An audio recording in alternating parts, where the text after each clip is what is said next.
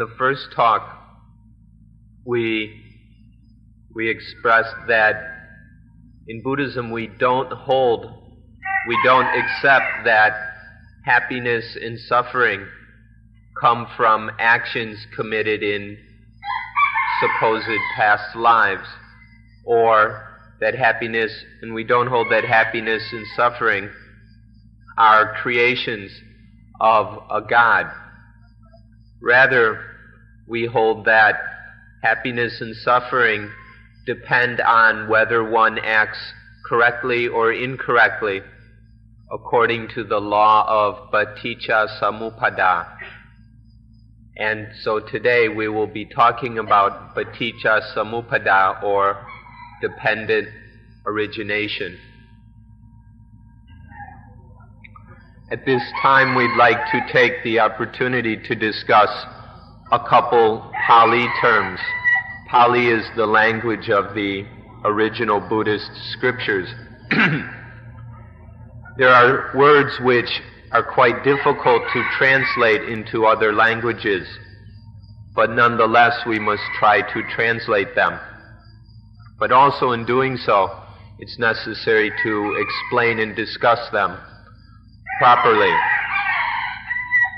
So, in this case, the word Paticca Samuppada, which we can translate dependent origination or interdependent origination, and then the principle of itapajayata, conditionality.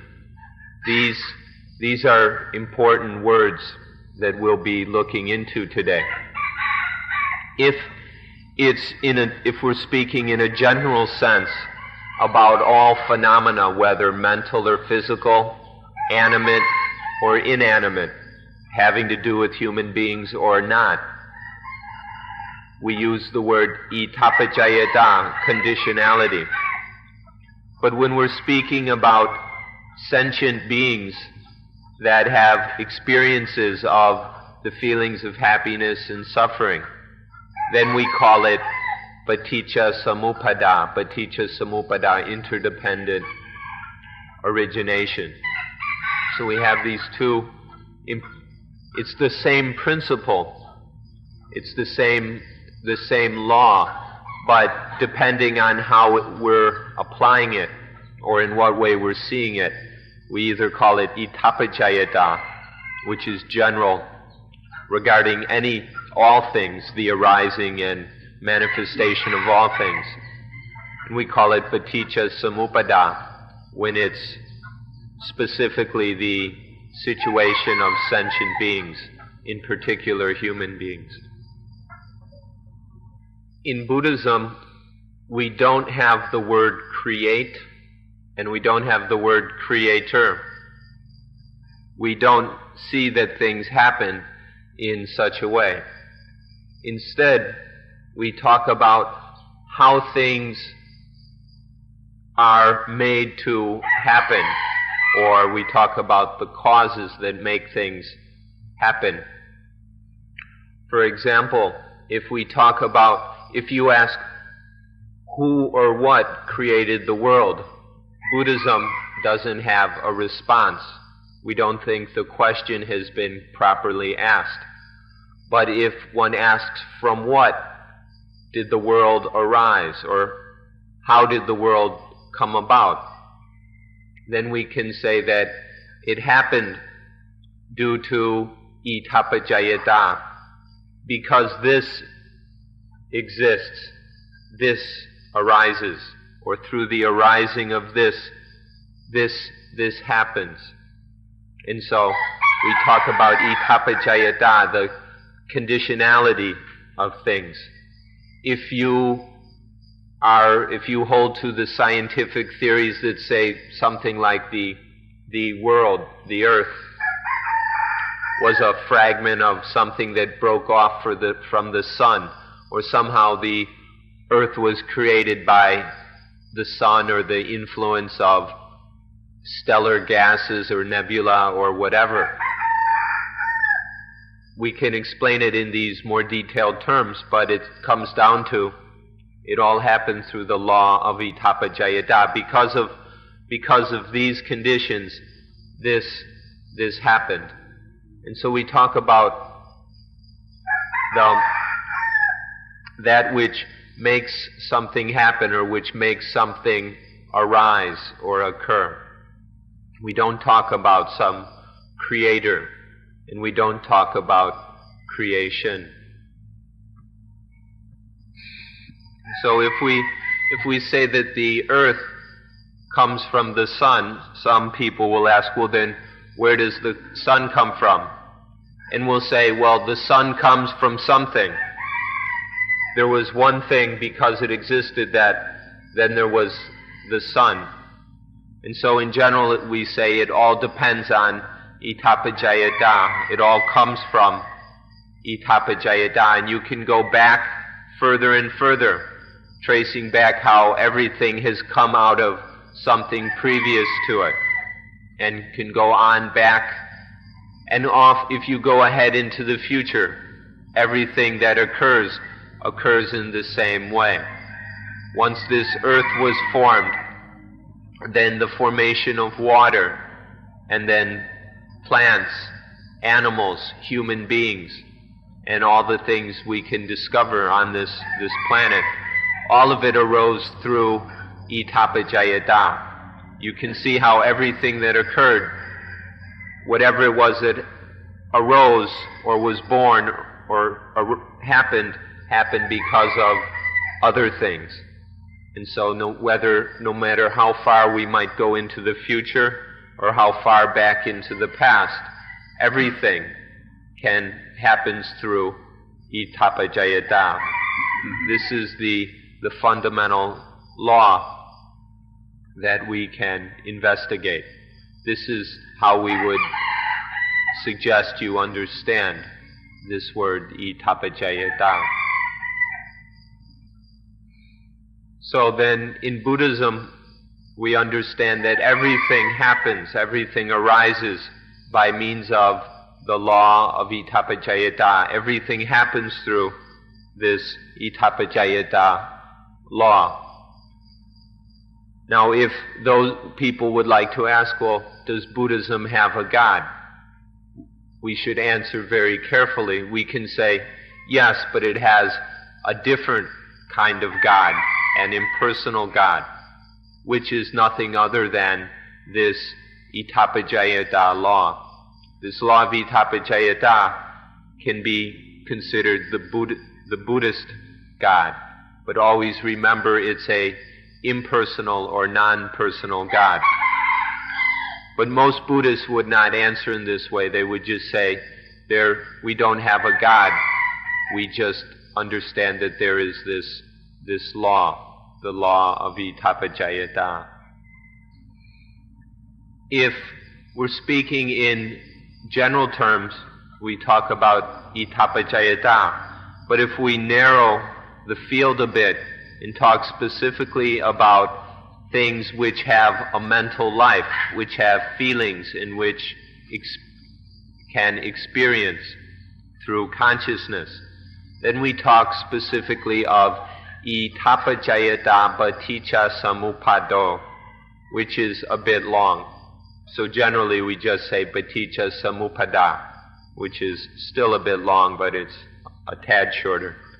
This is specifically about how suffering arises or how suffering disappears in terms of sentient living beings.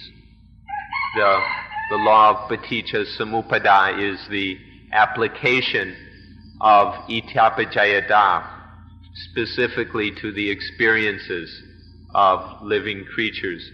So we say this is how sentient beings come about. When we're talking about the arising in the experiences of sentient beings, we call it dependent origination, paticca samuppada. Now if we look a little more carefully and clearly, we can see that this, as far as our bodies, the physical part of our being, all this material stuff, comes from the itapajayata law. Our bodies are the result or product of itapajayata. But then the experience of dukkha, how this arises and occurs. We say this dukkha comes from the law Paticca Samuppada. If you're talking just about the bodies, then we say it's itapajayata. But in talking about the experience of dukkha, then we mean Paticca Samuppada.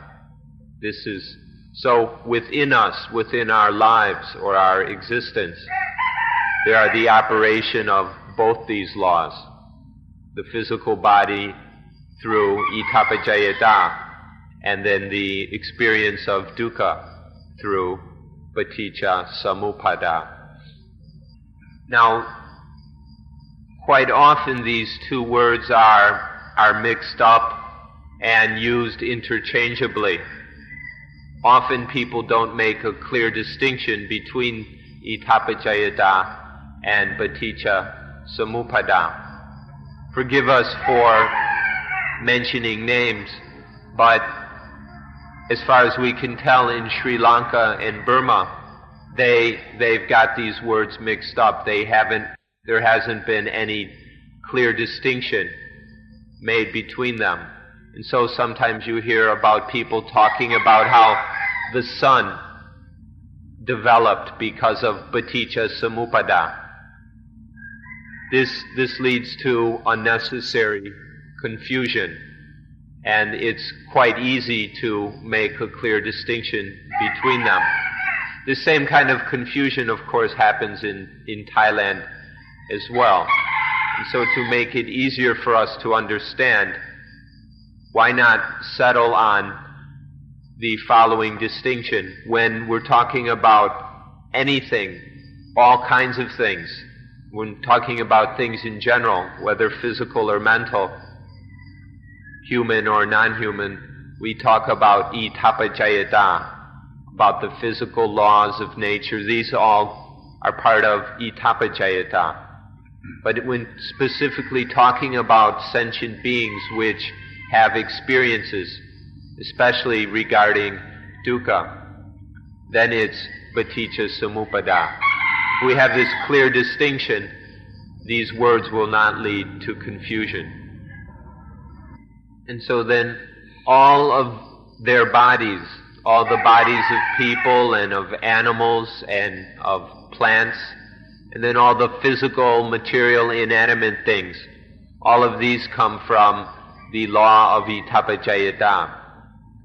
But then when it comes to experiences, to the feelings of happiness and of pain, of pleasure and pain, of happiness, joy, and dukkha, all of these come about through Paticca Samuppada. Whether human beings or animals, or even suppose that plants have enough consciousness and sensitivity to experience dukkha, then all of this would happen through Paticca Samuppada. So it's quite simple and clear. Physical things and things that are outside of sentient experience, these are all itapajayata. But things that are sensible, that are experienceable, especially in the forms of dukkha, in the absence of dukkha, this happens through, or is, Paticca Samuppada. If we're even more specific in how we talk about things, if someone asks, well, where does God come from? We would say that the personal God in particular, comes from the law of itapajayata. But with the exception of the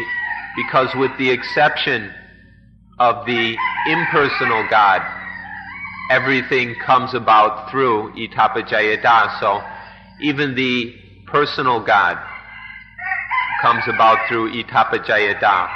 But the impersonal God itself does not occur through itapajayata. It's the one exception is this impersonal God. The only thing that doesn't happen because of itapajayata. And so then when we ask where joy and suffering come from, we say they come from the impersonal God, the law of itapajayata. But there are other people who say that joy and suffering come from the personal God. But if they're going to talk about a personal God, we don't really know what they're talking about or where such a thing could be. But we see that all joy and suffering come from this impersonal God.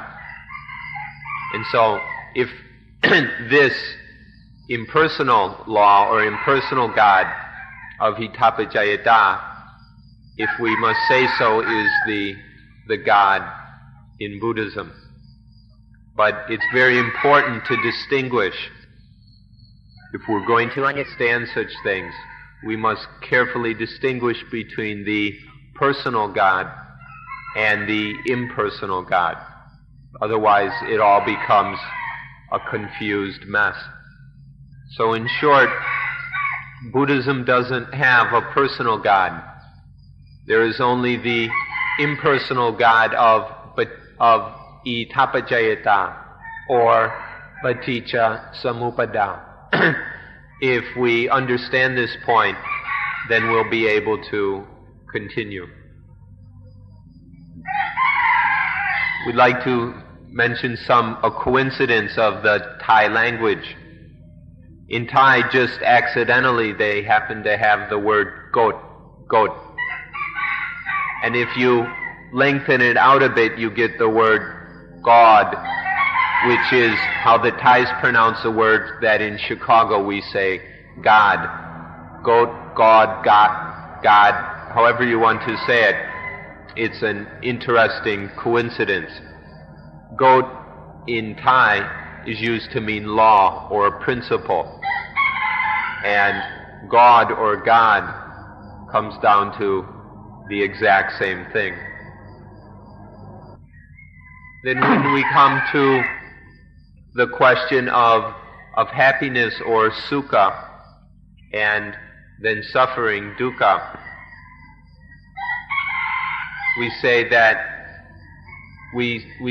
they don't happen because of actions in so-called past lives, as some people assert. And also, happiness and dukkha don't occur because of the activity of some God, of some personal God. In Pali, the word for such a God is Isvara or Isara.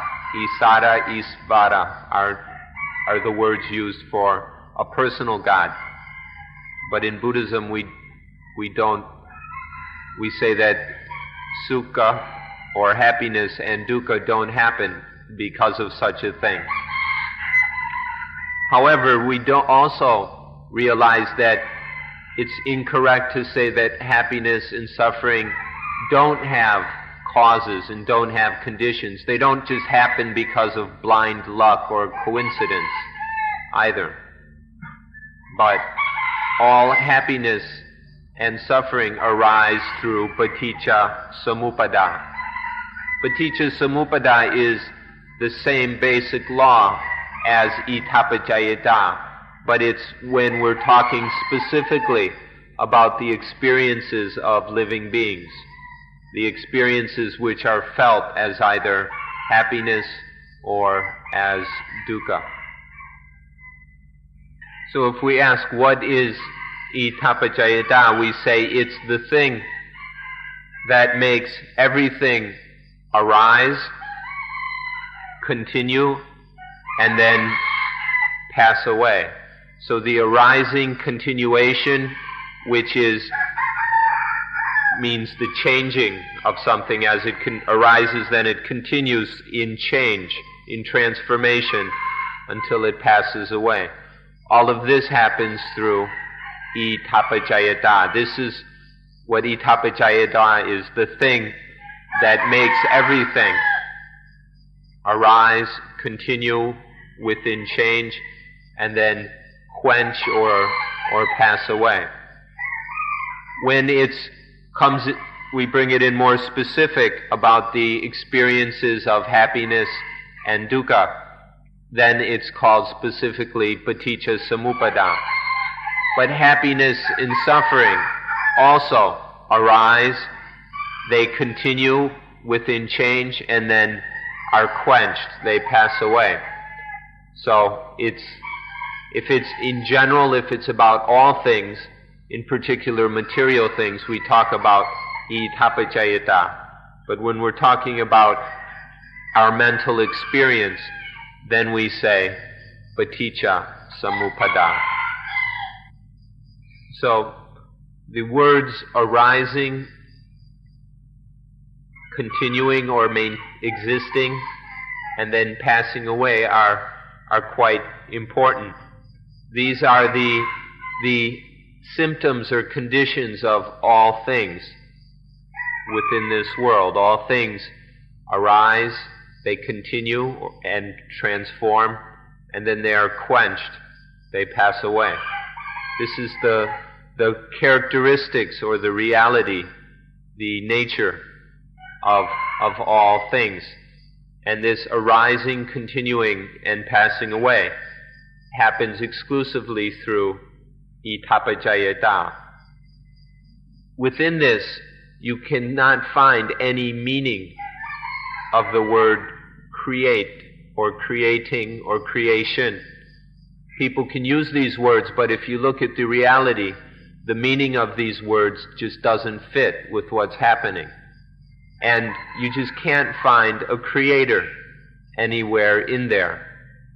There are just these conditions of arising, continuing, and passing away.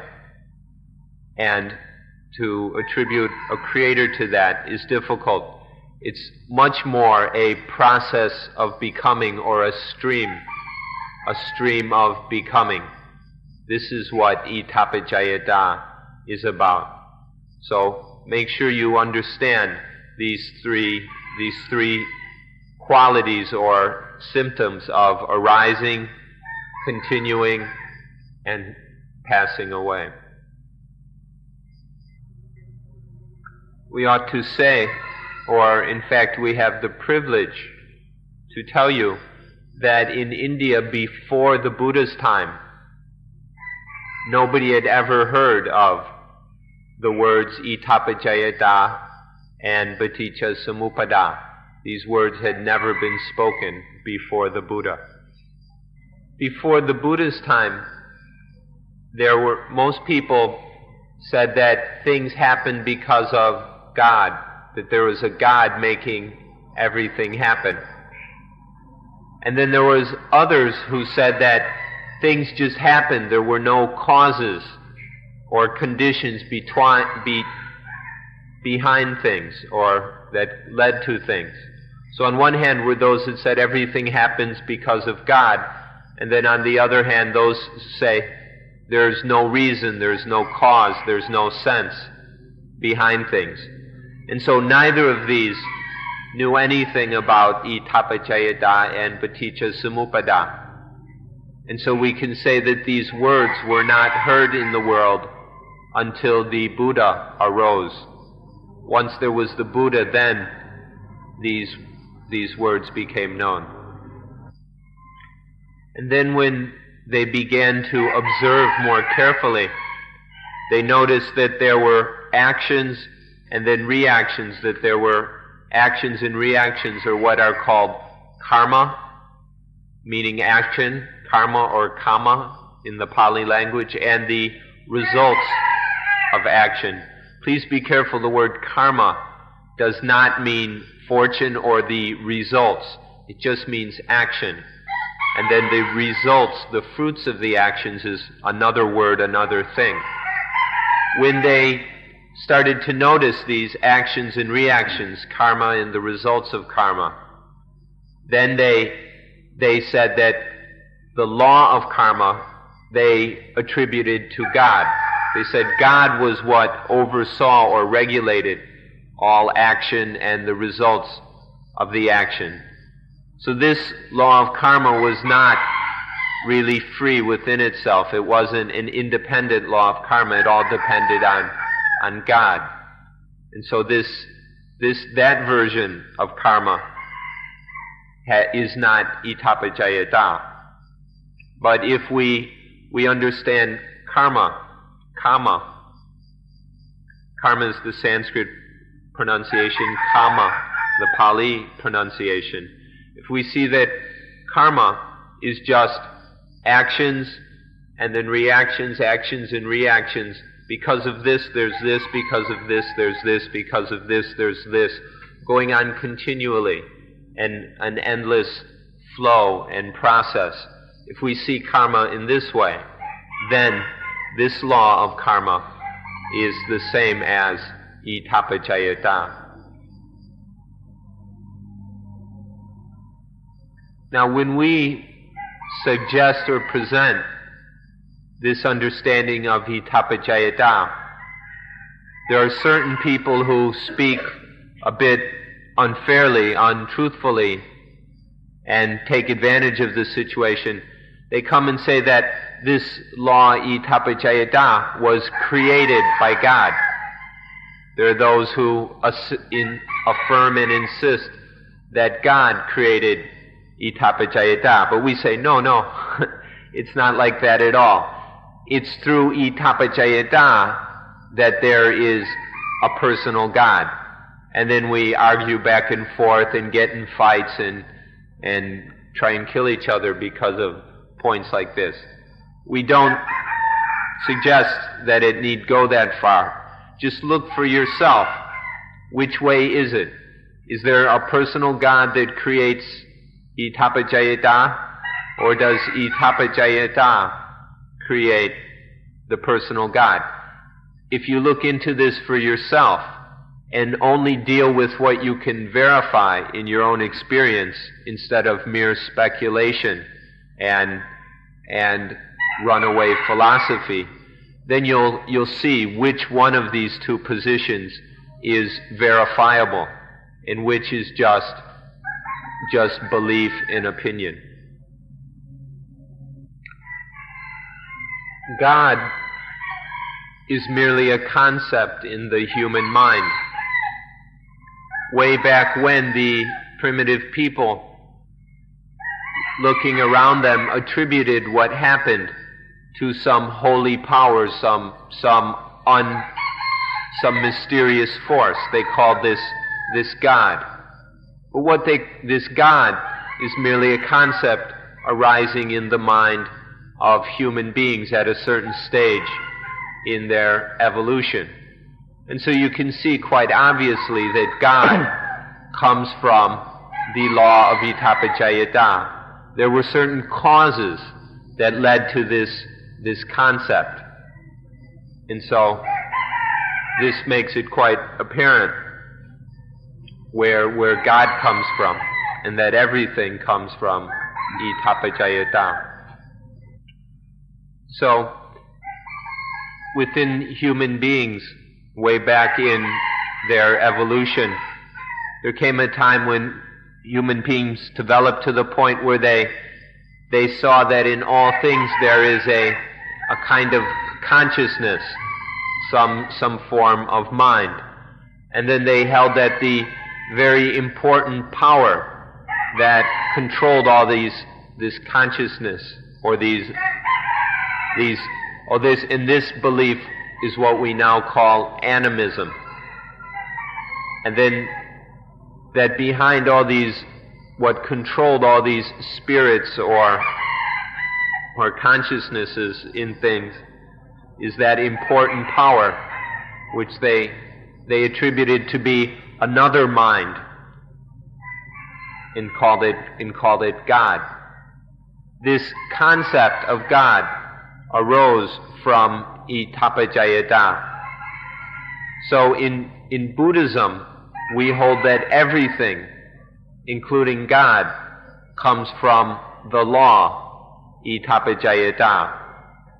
Now, of course, you are completely free to agree or disagree, to think about this yourself, investigate it yourself, and come to your own conclusions. But this is just what Buddhism believes. This is what Buddhism holds, that everything comes from the law. Even God comes about by means of this law, the law itapajayata. So now let's take a look at ourselves, look at human beings, especially the individual human being that each of us are. If we look at ourselves, we can see that the concept of self, the concept of soul, also arises through itapajayata. This idea, this concept that we are a self or a soul or an ego, or whatever you want to call it.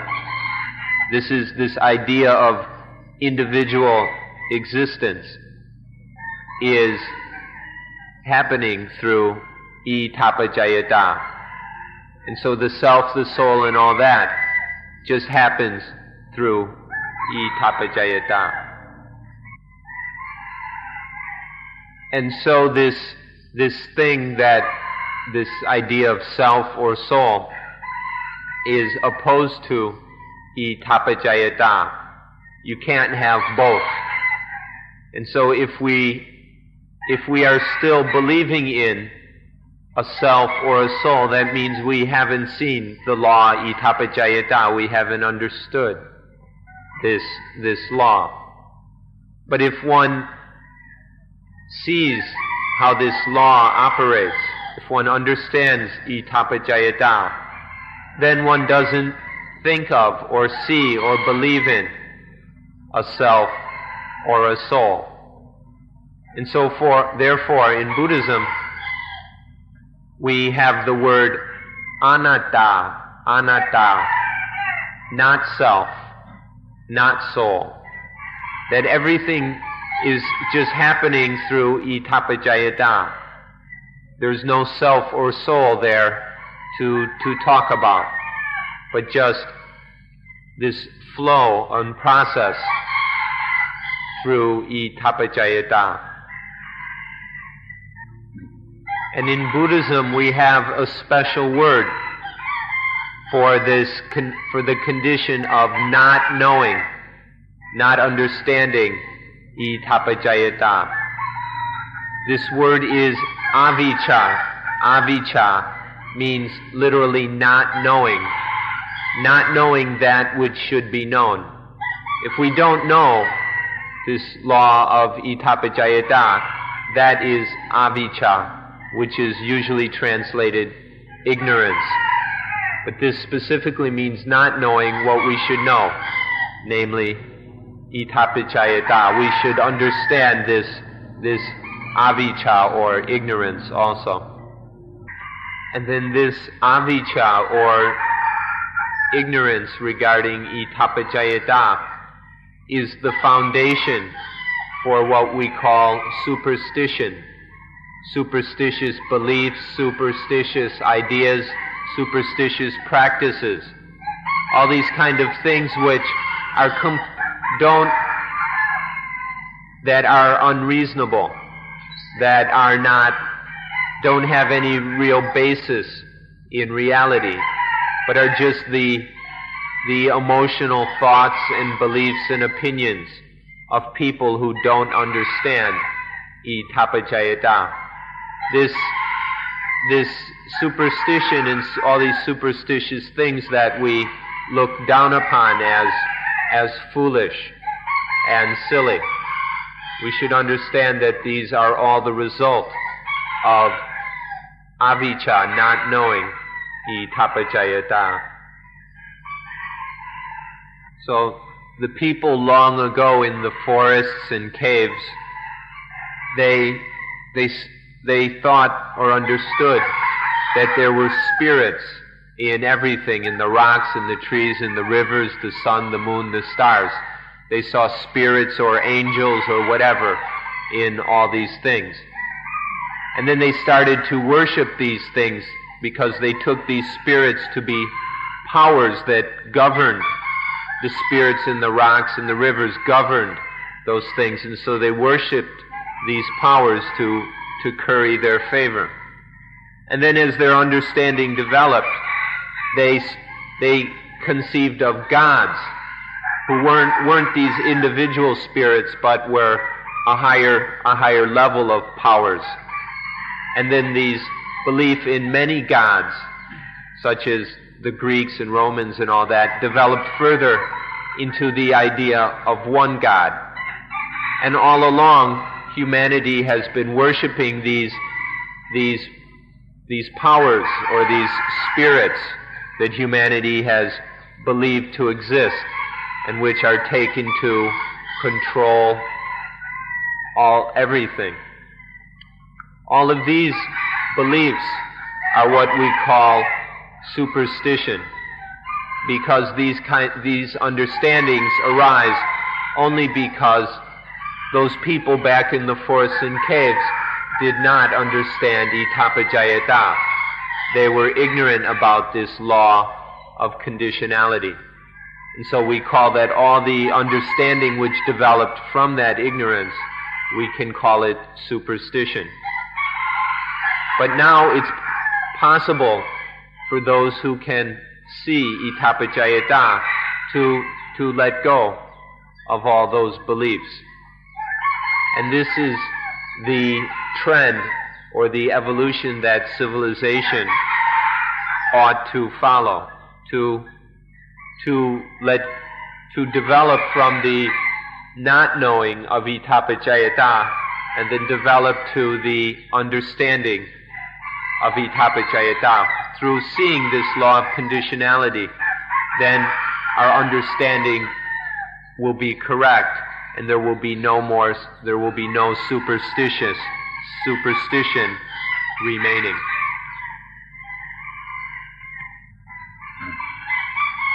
And so then we have what in Thai is called saksit, which we can translate as sacred or sacred things. When people didn't understand itapajayata, then they would have, well, no matter what, people would have some idea of that which is sacred or the most sacred thing. Those who didn't know itapajayata would consider whatever they saw to be the cause of things or the creator of things or the big power in things. That's what they would take to be the most sacred. In Buddhism, the only thing that is sacred is the law itapajayata. We don't see anything sacred about trees or rocks and things like that. But people who are very foolish and have no understanding of itapajayata they'll consider there to be sacred trees, sacred mountains, even sacred monkeys, sacred elephants. Everything becomes sacred, and they worship all these things. This is through ignorance regarding itapajayata. But once we see and know itapajayata, then that is understood as the only truly sacred thing. But not knowing this leads to all these superstitious beliefs, considering all these just ordinary things as sacred. And this is the penalty of not knowing itapajayata. In India, in a very modern hospital that we visited, it was the most up-to-date hospital they had at the time. There was still a little shrine with an image of a cow and an image of Hanuman, the monkey god. And we asked them what this was for. And they said this is for the the patients to bow to worship, to ask that they be cured. So even in this supposedly modern medical facilities, there were still these superstitious beliefs remaining. People were bowing to monkeys to cure them. And then in the bathing places, when people are bathing, there's images of Hanuman, so the people while bathing can worship this monkey. So these are just some examples of how these kind of beliefs linger in a supposedly developed and modern world. So all the superstitions, beliefs, practices, and all still exist because people don't know itapajayata. Some of you might even think that the number 13 has some special power or influence. And this is just another superstition that comes about through not understanding itapajayata. Anybody who understands itapajayata won't see anything sacred or powerful or unlucky about the number 13. But the fact is, even in this supposedly modern world, even supposedly educated and intelligent people still cling to a lot of superstitions. Even certain scientists supposedly cling to these things. And this is because of still not understanding itapajayata. And so in the world we still have this kind of competition between the understanding of itapajayata and superstitious beliefs. It's kind of funny that with all our education, we've still got all these superstitions. So superstition has existed in the world for tens of thousands or maybe even 100,000s of years, going way back to those people in the forests and caves who didn't understand itapajayata and so developed superstitious beliefs. And these have been passed along and developed and changed until there are still a great deal of superstitions in the world. For example, why is it necessary to break a bottle of champagne when launching a new ship? Or why is it necessary for all the armies and politicians to have their parades and all the fancy ceremonies and even the things that people do with sporting events? Because of fear. Because of fear, people are clinging to these superstitious beliefs, looking for some security. Because people don't understand itapajayata, because of this ignorance, there is fear. And to hide from their fear, people are clinging to superstitions, even in an era that we call the scientific age. Even in this supposed computer age or whatever it is, people are still clinging to these superstitions.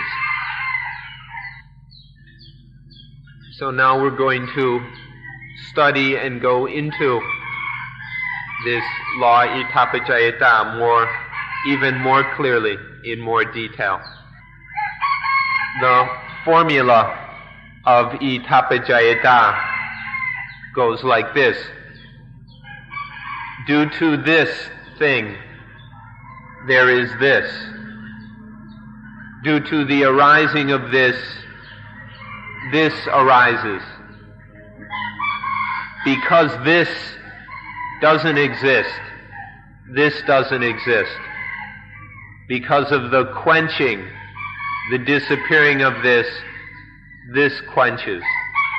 That's the formula of itapajayata. So you can see for yourself that this law is eternal, it's infinite, it's unlimited. You can use it with everything. There's nothing that doesn't happen in this way. There's just no way this law can be wrong. When we say, because this happens, and so on, you just can't find an exception anywhere to this rule. You can take the biggest supercomputers and check it out if you want, and you just won't be able to find any exception to this law. And so we can say that it's eternal. It's always been true no matter what the time. It's infinite. It's unlimited. It applies to everything. And now we'll look into the way Paticca Samuppada works. Paticca Samuppada begins with avijja, ignorance, about the law of itappajayata. Because of the power of this ignorance, there is what in Pali is called sankhara. Sankhara means to make complete or to make it ready. And I like to use the translation concoction, to concoct. Because of the power of ignorance, there is the concocting of things. And so concocted or compounded things arise in this way. Through the power of this sankhara, this concocting, then the potential of consciousness, the basic mind that is the potential of mind, is then forced to act as consciousness, knowing things via the eyes, ears, nose, tongue, body, and mind.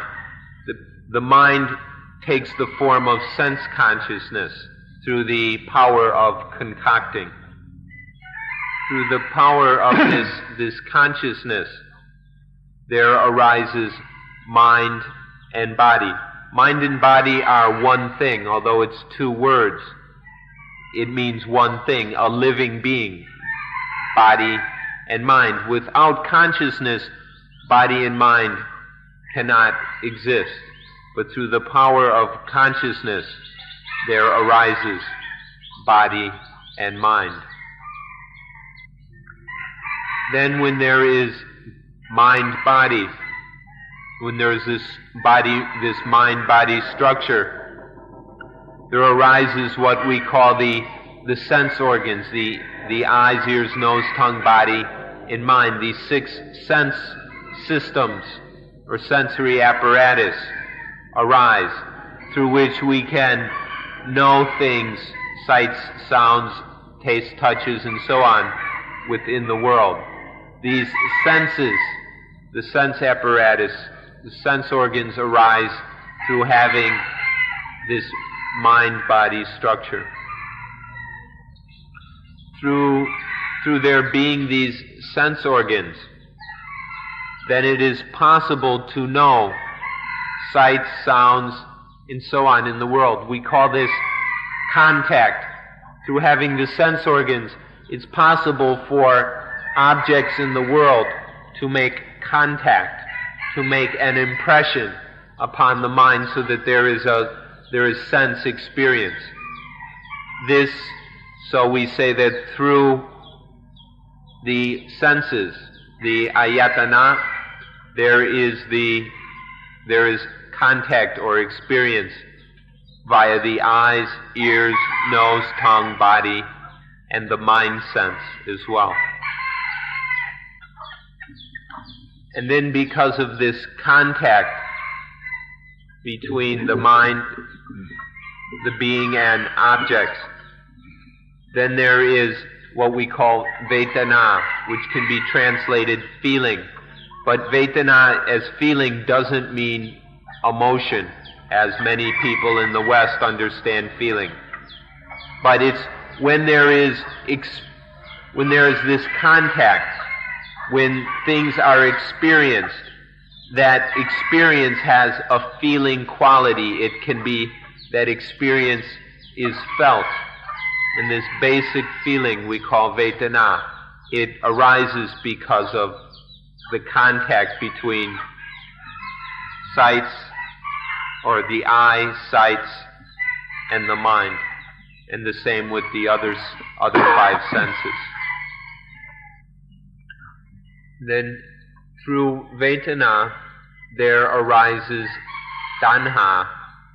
Because of feeling there arises craving. Now this craving is something that is a foolish desire based on the feeling. Remember that this whole thing began with ignorance. And so then this feeling is ignorant feeling. It happens foolishly.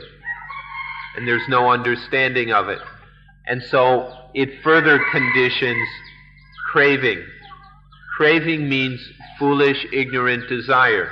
It's founded in stupidity and a lack of understanding. It's wanting things foolishly. We call this craving. If desire, if want is not foolish, we don't call it tanha. We give it a different name. But we're talking about something which has its roots in ignorance. So then the desires that arise out of ignorance are, of course, foolish. And so foolish feeling leads to craving or stupid want, which is called tanha.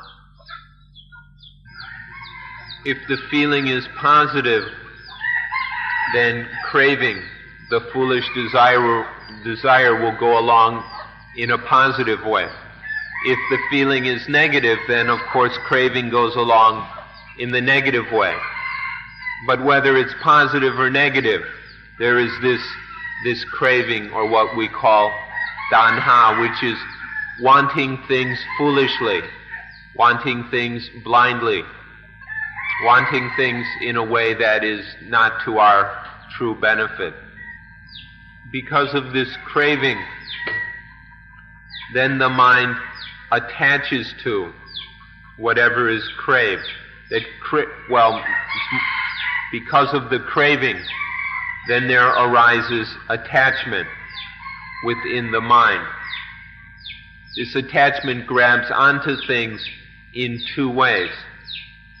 The first way is as I, or clinging to things as self, as soul, as I, or as ego, whatever we want to call it. The second aspect of attachment is attaching or grasping to things as belonging to the self, as associated with the soul, or as mine. Both kinds of attachment happen because of craving. It's through this upadana, or attachment, that things exist as things in our mind, where we cling to them as this, as that. It happens through upadana. So you can see, if you've been watching, that self or soul never existed until this upadana. At first there's just the flow of itapajayata, but then through attaching there arises the concept of self, of soul, of I. Before, I didn't exist, there was no self. But then through attaching, there arises the self. It's only through attachment that the soul, the ego, happens or comes about. And so, because of tanha, craving, there is upadana, attachment. Through upadana, then comes what we call bhava. I sometimes have to say it short, bhava, or existence. When there is attaching to something, when there is attachment, then there is the existence of something, and this we call bhava. When there is bhava, then there is what we call chati. When there is this existence, then there is birth. What this means is that sense of I or self has grown and developed until it's born complete, as a complete and full sense of ego, of I, this big fat I that dominates the mind and all actions. I am. And with it, everything that is mine, mine, mine, mine. So, it starts as just upadana, a sense of I and mine. But then that grows until it's so big that it's something is born, I. I am then born, and the mind is dominated by this ego and that which belongs to ego, or we can call mygo, or whatever. So there are these three stages to see more carefully. There's upadana, between upadana bhava and chati. An easy way to understand how they develop is to compare it with the development of the human fetus. Begins with conception. The sperm fertilizes the egg.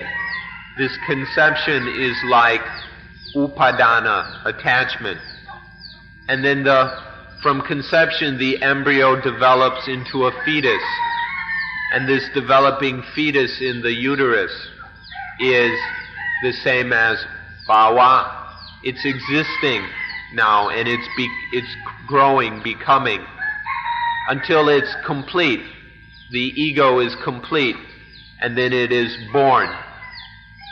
The fetus, when it's mature, is born. And so with the ego, has been conceived, it develops, and then is born as I am, and mine, mine, mine. So this is how there is upadana bhava chati. This chati is a spiritual kind of birth. We're not talking about the physical birth, which happens just once in a lifetime. This spiritual birth happens every time there is craving. If there is craving, this birth of the I, the ego, is certain. This can happen many times in a day, dozens of times, maybe even 100 times if we've got a lot of craving. Every time there is craving, there will be this birth. But always remember, it's a spiritual birth within the mind. It's not a physical birth. The talk's over. The rain has called the talk, so we'll see you again tomorrow.